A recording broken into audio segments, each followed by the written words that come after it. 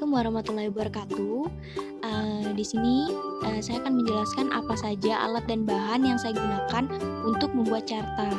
Nah, yang pertama ada kertas warna-warni yaitu origami, kemudian ada pensil warna untuk mewarnai gambar, kemudian ada cutter, penghapus, ada pensil juga, kemudian ada lem kertas, spidol, selanjutnya ada selotip dan double tip untuk perekatnya, kemudian ada penggaris, ada karton juga. Di sini saya menggunakan karton putih sebagai latarnya, kemudian untuk pelapisnya saya menggunakan kardus.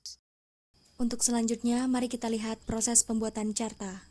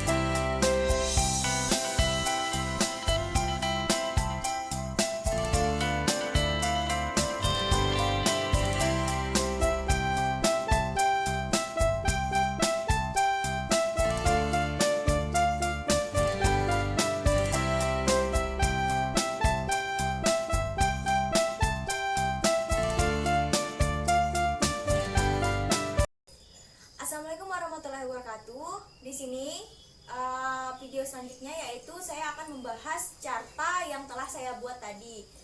Teman-teman ngeliat kan gimana tadi proses pembuatannya? Di sini saya mengambil materi kelas 4. Kelas 4 semester 1, tema 4, subtema 1. Nah, tema 4 ini berjudul tentang berbagai pekerjaan, kemudian subtema 1 ini yaitu jenis-jenis pekerjaan. Nah, saya mengambil pembelajaran 2 yang ada muatan PPKN-nya. Di sini dalam pembelajaran 2 yaitu anak-anak belajar tentang simbol-simbol ataupun lambang dari Pancasila. Yang pertama kita menggambarkan Garuda Pancasila. Di sini anak diminta untuk mengamati simbol-simbol tersebut beserta bunyi dan maknanya dalam kehidupan sehari-hari. Nah, pada pembelajaran 2 ini anak-anak diharuskan ataupun dituntut untuk bagaimana cara menerapkan sila pertama pada Pancasila di kehidupan sehari-hari atau memaknai simbol tersebut, simbol sila pertama. Nah, pertama saya menggambarkan Garuda Pancasila ini beserta semua simbolnya.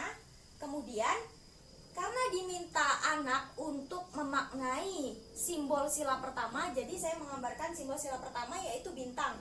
Kemudian apa bunyi dari simbol sila pertama? Yaitu ketuhanan yang Maha Esa. Nah, di sini turunannya kegiatan yang mencerminkan sila pertama pada Pancasila. Nah, dalam buku tersebut nanti disediakan gambar, anak diminta mengamati dan melihat tindakan mana ataupun kegiatan mana yang mencerminkan sila pertama pada Pancasila. Bunyinya tadi ketuhanan yang Maha Esa. Oke, kita lihat gambar pertama. Pada gambar yang pertama yaitu ada gambar Pak Tani sedang bertani. Berarti di sini kita menghargai pemberian ataupun ciptaan Tuhan yang Maha Kuasa. Nah, kita menjaganya ataupun selalu bercocok tanam. Kemudian yang kedua, gambar anak sedang berdoa sebelum belajar. Nah, itu merupakan kegiatan yang mencerminkan ketuhanan yang Maha Esa. Berdoa sebelum belajar menurut kepercayaan dan agama masing-masing, sehingga berharap agar pembelajaran itu dapat mudah dipahami. Nah, kemudian yang ketiga ada anak yang sedang bermain bola. Nah, di sini maksudnya kita berarti menjaga kesehatan. Di sini maksudnya juga berolahraga ya. Jadi kita itu menghargai pemberian ataupun nikmat yang diberikan oleh Tuhan Yang Maha Kuasa, yaitu kesehatan, dan kita harus menjaganya. Nah, begitulah penjelasan saya tentang carta dalam pembelajaran 2, tema 4 dan subtema 1 yang telah saya ambil pada kelas 4 semester 1. Sekian pembahasan saya hari ini. Selanjutnya saya akan menjelaskan tentang penilaian yang telah saya buat. Yang pertama yaitu identitas sekolah, yaitu satuan pendidikannya, SDN 19 Sunggaliat. Kelas dan semesternya itu kelas 4 semester 1. Temanya tema 4. Judulnya berbagai pekerjaan, subtema 1 judulnya jenis-jenis pekerjaan, dan saya mengambil pembelajaran 2, alokasi waktunya 1 hari. Nah, berikut ini adalah kompetensi ataupun KI yang ada di buku kelas 4. Bisa dilihat. Nah, kemudian yaitu kompetensi dasarnya ataupun KD. Di sini mata pelajarannya itu yaitu PPKN, indikatornya 3.1, memahami makna hubungan simbol dengan sila-sila Pancasila. 4.1, menjelaskan makna hubungan simbol dengan sila-sila Pancasila sebagai satu kesatuan dalam kehidupan sehari-hari. Nah, indikatornya itu yaitu turunan dari KD dari mata pelajaran PPKN tersebut. Yang pertama, 3.1.1 menjelaskan makna sila pertama Pancasila. 4.1.1 memberikan contoh pengalaman dari sila pertama dalam kehidupan. Nah, selanjutnya itu tujuan pembelajaran. Setelah berdiskusi, siswa mampu menjelaskan hubungan simbol dengan makna sila pertama Pancasila dengan benar. Yang kedua, setelah berdiskusi, siswa mampu memberikan contoh pengalaman dari sila pertama dalam kehidupan sehari-hari dengan benar. Nah, kita masuk ke dalam penilaian. Di sini penilaian yang pertama yaitu penilaian sikap adalah penilaian sikap afektif ya, penilaian afektif. Nah, prosedur penilaiannya ini penilaian proses dari awal, inti, akhir. Teknik penilaiannya ini observasi, dan instrumen penilaiannya itu lembar pedoman observasi. Bisa teman-teman lihat di sini saya membuat terlebih dahulu deskriptor ataupun sikap yang harus dimunculkan. Yang pertama jujur. Jujur, penjelasannya, perilaku yang dapat dipercaya, perkataan serta tindakannya, deskriptornya itu seperti siswa tidak menyontek dalam mengerjakan ujian, tidak melakukan kecurangan saat mengerjakan soal, dan tidak mengatakan sesuatu sesuai dengan kenyataan. Nah, yang selanjutnya yaitu bertanggung jawab. Bertanggung jawab di sini yaitu melaksanakan tugas dan kewajibannya itu sesuai. Cara deskriptornya itu melaksanakan tugas piket kelas sesuai jadwal, mengumpulkan tugas sesuai waktu yang telah disepakati, dan menaati peraturan sekolah. Kemudian selanjutnya yaitu percaya diri, percaya terhadap diri sendiri. Nah, contohnya itu seperti berani tampil di depan kelas, mempresentasikan hasil diskusi, berani mengemukakan pendapat dan bertanya, serta berani menjawab pertanyaan yang telah disajikan guru. Nah, berikut ini merupakan instrumen penilaian sikap. Di situ ada nomor, nama siswa, kemudian perubahan tingkah laku seperti apa, jujur, percaya diri, bertanggung jawab. Di situ ada poin 1, 2, 3, 4. Nah, penskorannya itu seperti apa? Penskorannya itu skor yang diperoleh dibagi skor maksimal dikali 4. Jadi, didapatlah skor akhir. Kemudian penilaian pengetahuan, yaitu penilaian kognitif. Prosedur penilaiannya itu penilaian akhir, teknik penilaiannya itu tertulis, bentuk penilaiannya esai, dan instrumen penilaiannya itu soal-soal. Nah, teman-teman bisa lihat di sini instrumen penilaian pengetahuannya, soal evaluasi. Ada beberapa soal, di sini ada 4 soal dengan 2 tujuan. Satu soal itu mendapati poin 25. Nah, berikut soal serta kunci jawabannya serta poin yang didapat. Nah, penskorannya itu skor maksimal dari soal itu 100. Jadi cara menghitungnya itu skor yang diperoleh dibagi skor maksimal dikali 100. Didapatlah hasil dari soal evaluasi tersebut. Nah, di sini keterangannya skor 100 sampai 86 predikatnya A, klasifikasi sangat baik. Skor 85 sampai 71 predikat B, klasifikasi baik. 70 sampai 54 predikat C, klasifikasi cukup. 55 sampai 0 predikat D, klasifikasi kurang. Oke, selanjutnya yaitu penilaian terakhir, yaitu penilaian keterampilan atau penilaian psikomotorik. Prosedur penilaiannya itu penilaian proses dari awal sampai akhir. Teknik penilaiannya itu observasi, instrumen penilaiannya itu terlampir, dan bentuknya itu rubrik. Formatnya itu seperti ini. Nah, di sini keterampilan dalam berdiskusi, diskusi saat membahas gambar yang sesuai atau tidak sesuai dengan sila pertama Pancasila. Nah, kriterianya itu di sini ada mendengarkan, komunikasi nonverbal, kontak mata, bahasa tubuh, postur, ekspresi wajah, suara, kemudian partisipasi, menyampaikan ide, perasaan ataupun pikiran. Nah, di sini klasifikasinya itu ada sangat baik, cukup, dan perlu pendampingan. Poinnya itu ada 4, 3, 2, 1. Nah, di sini juga telah terlampir beberapa deskriptor